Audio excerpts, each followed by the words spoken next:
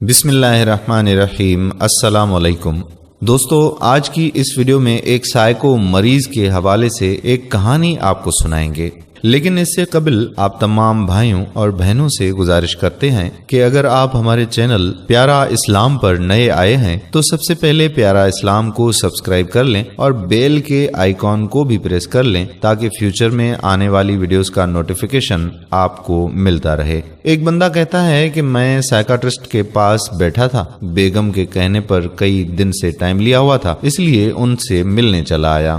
Doctor صاحب پوچھنے لگے کیا مسئلہ ہے آپ کو، ذرا تفصیل سے مجھے بتائیں۔ میں نے آنکھیں بند کر دی اور لیٹا ماضی کی طرف سفر کرنے لگا اور میری زبان سے الفاظ پھوٹنے لگے۔ ڈاکٹر صاحب سب ٹھیک تھا، میں اپنے آفس میں مصروف رہتا اور نوشین یونیورسٹی میں لیکچرار تھی۔ بچے اسکول کالج سے آ کر اکیڈمی چلے جاتے اور پیچھے گھر میں صرف اماں اور نوکرانی ہوتی تھی۔ اماں کافی بیمار رہنے لگی تھی۔ اکثر ایسا ہوتا کہ اماں کی رات کو طبیعت خراب ہو جاتی اور ہم انہیں لے کر ہسپتال چلے جاتے، جہاں 4-5 گھنٹے کے ٹریٹمنٹ کے بعد ہمیں فارغ کر دیا جاتا۔ جب یہ اکثر ہونے لگا تو میری اور نوشی کی ورک روٹین خراب ہونے لگی تھی۔ راتوں کو دیر سے جاگنے کی وجہ سے ہم دونوں متاثر ہو رہے تھے۔ انہی دنوں ایک دن نوشی نے مجھے کہا کہ ذرا سنیے، اماں کی وجہ سے ہم دونوں کو خاصی ڈسٹربنس ہو رہی ہے، کیوں نہ ہم انہیں اولڈ ایج ہوم چھوڑائیں۔ یہ سننا تھا کہ میرے تن بدن میں آگ لگ گئی اور گراتے ہوئے میں نے پوچھا کہ تم نے یہ سوچا بھی کیسے؟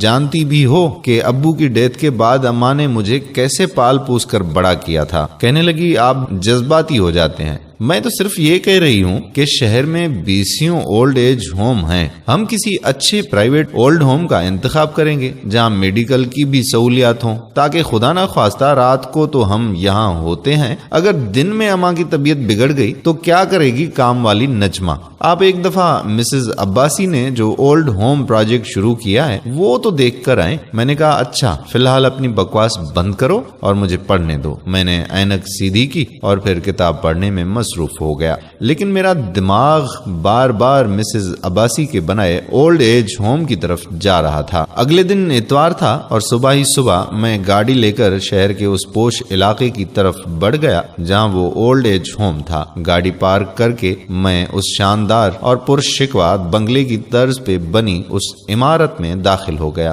جہاں میرا استقبال پودوں کو پانی دیتی مسز عباسی نے خود کیا۔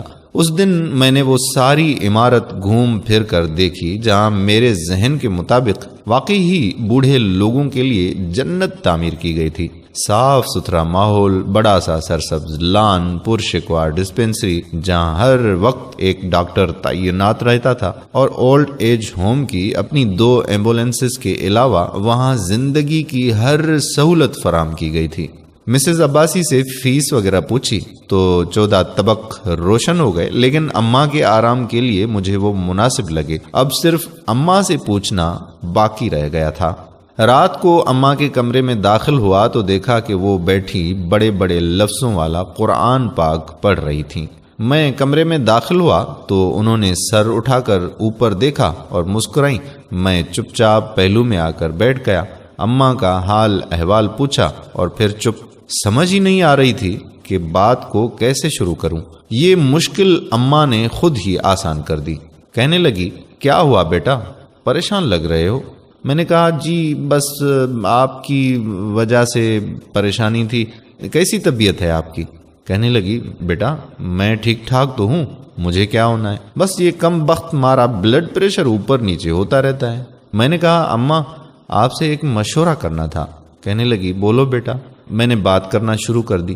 اماں میں ایک جگہ دیکھ کر آیا ہوں، میں نے ہکلاتے ہوئے بولنا شروع کر دیا۔ وہ آپ کی رہائش کے لیے بہت مناسب ہے، وہاں مجھے یہ پریشانی نہیں ہوگی کہ آپ گھر میں اکیلی ہیں یا آپ کی طبیعت تو ٹھیک ٹھاک ہے۔ وہاں ڈاکٹر 24 گھنٹے موجود رہتا ہے، ماحول بھی صاف ستھرا ہے۔ اماں کے چہرے پر رقصاں مسکراہٹ تھم گئی تھی۔ ایک دفعہ ماتھے پہ بل پڑے اور پھر مسکرا دیں۔ بیٹا مجھے بھی کافی دن سے محسوس ہو رہا تھا کہ تم لوگوں کو کافی ڈسٹرب کر رہی ہوں۔ ٹھیک ہے، کوئی مسئلہ نہیں ہے، جیسے میرا لال خوش ویسے میں خوش۔ اماں نے مسکراتے ہوئے میرا ماتھا چوما۔ اور میں کمرے سے نکل آیا۔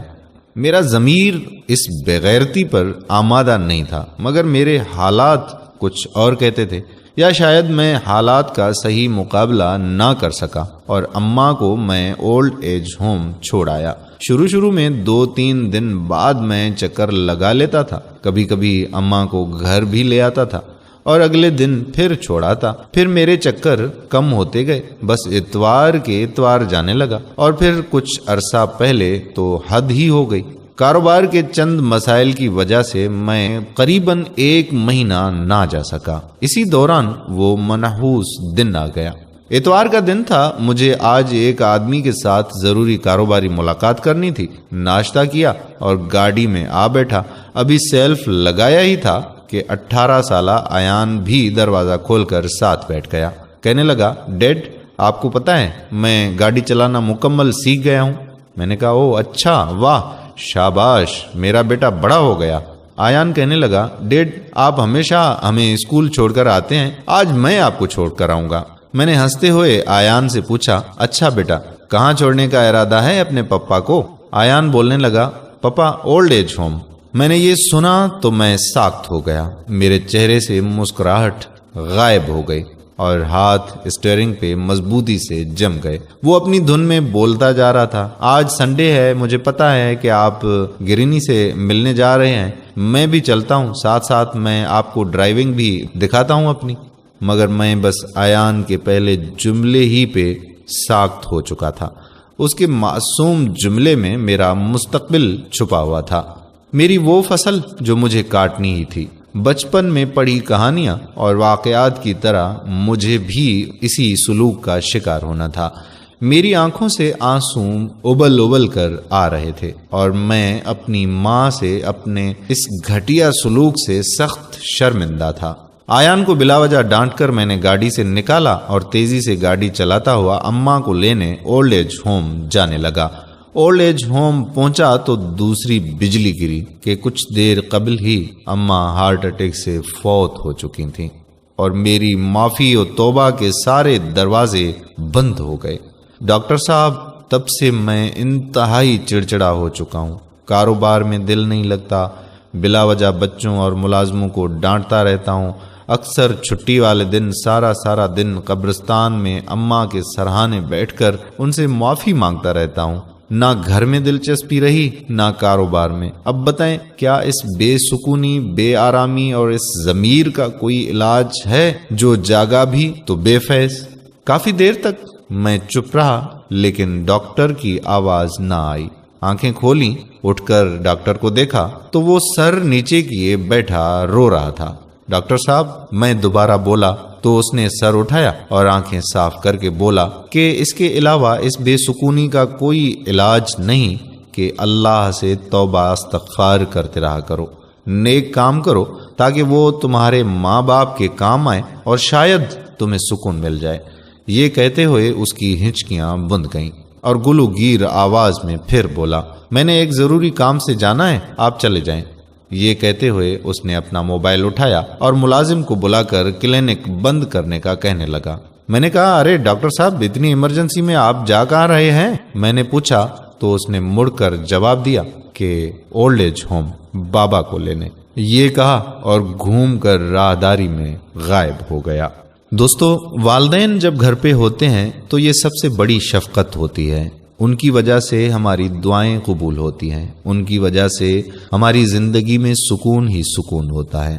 امید کرتے ہیں کہ ہماری آج کی یہ ویڈیو آپ کو ضرور پسند آئی ہوگی اور اپنے دوستوں احباب کے ساتھ ہماری اس ویڈیو کو شیئر بھی ضرور کریں گے۔ اگر آپ نے ابھی تک ہمارا چینل پیارا اسلام سبسکرائب نہیں کیا تو ابھی سے پیارا اسلام کو سبسکرائب کر لیں اور بیل کے آئیکن کو بھی پریس کر لیں تاکہ فیوچر میں ہماری ہر روز اپلوڈ ہونے والی ویڈیوز کا نوٹیفیکیشن آپ کو بر وقت ملتا رہے اور آپ فوراً ہی ہماری ویڈیوز دیکھ سکیں۔ جزاک اللہ خیرہ۔ السلام علیکم ورحمۃ اللہ وبرکاتہ۔